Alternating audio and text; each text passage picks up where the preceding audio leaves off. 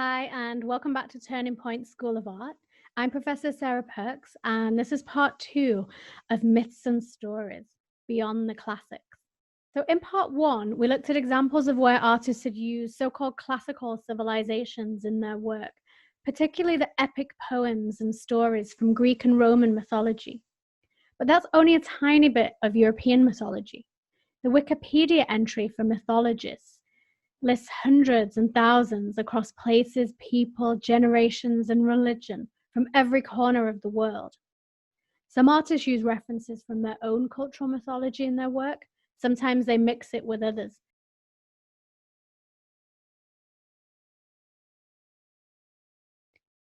We must be careful not to fall into the trap of thinking that using symbols is always about opposites, or a straightforward critique, or even a comparison between ancient or traditional and the present or contemporary. Indigenous artists, for example from Australia or North America, are keen to create artwork on their own terms. In Australia, Aboriginal artists use the concept of dreaming or dream time in their work, which explains how life came to be. It's their stories and beliefs about how heritage lives on into the present and future. Actually, everything sort of exists at the same time.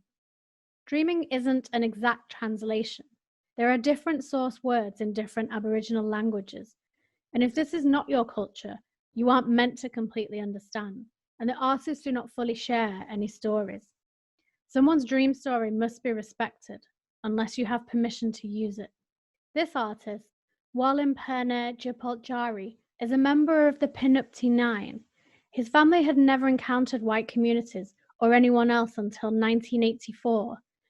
He was basically in his 20s when he moved to a town already remote by anyone's standards.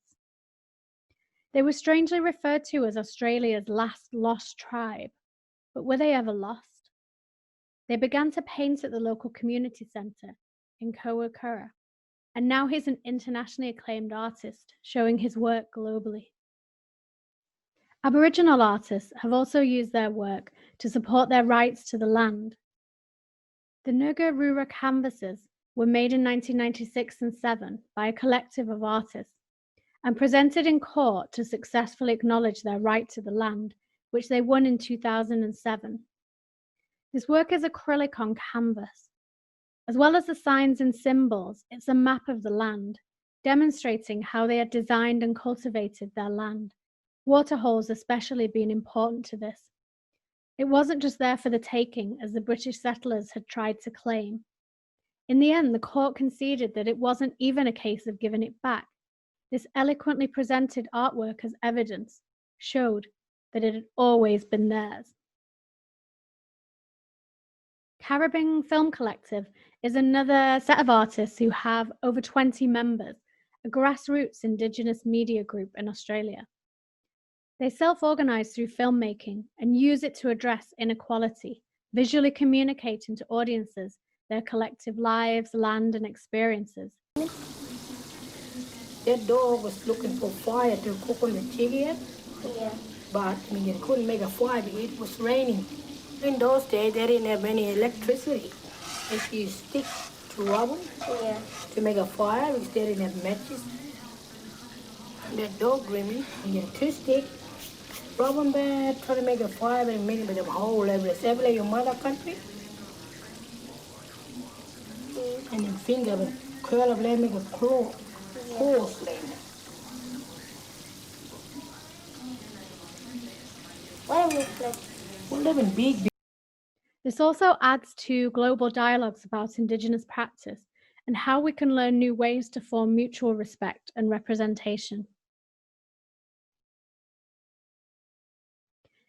Kali is a film performance by British Asian artist Sutapa Biswas, made while she was a student at Leeds University. Kali is the Hindu goddess of time and change, and her job is to get rid of all evil, personified by Raban. The piece was criticizing the art school itself for failing to take into consideration issues of race and history, particularly when dealing with class and gender. The terms decolonizing and Eurocentric are still very much part of the debate now. They basically mean How do we stop seeing everything through the myth of Britain? How do we stop thinking about Europe as the center of everything and somehow better than everybody else? We can try and do this by sharing different stories and using art to understand the human experience from a wider perspective. London-based poet and artist Tamale Singh joined a residency to the North Pole.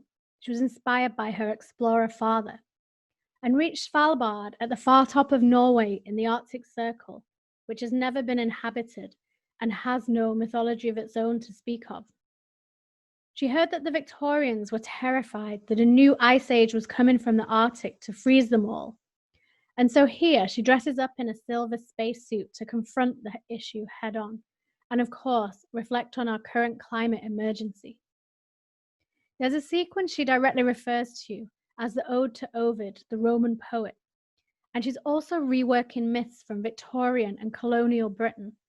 And the silver spacesuit is made from the blankets given to those seeking asylum and her own experiences growing up in India. It's a film that's a lot about alienness, but it's also about the beauty, and for that she quotes, "I think beauty can move you, and I think that it can change the world."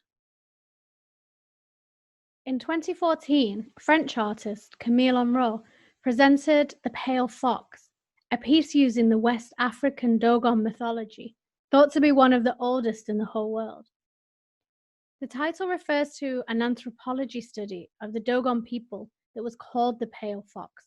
It's about a character who represents both chaos and creation, and whose hyperactivity leads to the sun being created.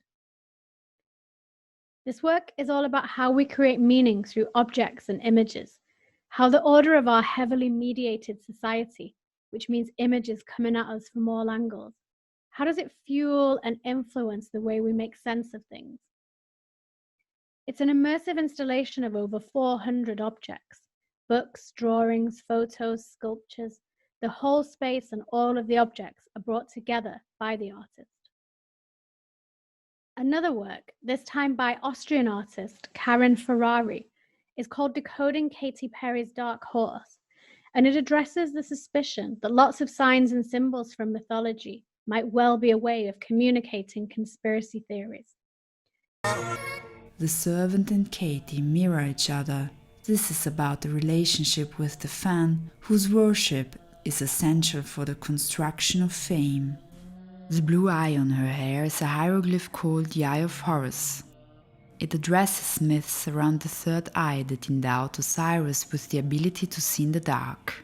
This documentary looks at how Katy is not just using her pop star power, but also myths and legends from all over to secure the power base of an occult elite. However, it turns out the only real conspiracy was that Katy Perry stole part of the track from a 2009 rap song and was forced to pay them millions. Looking at mythology at least reminds us not to believe anything that we read, that we see, or that we hear.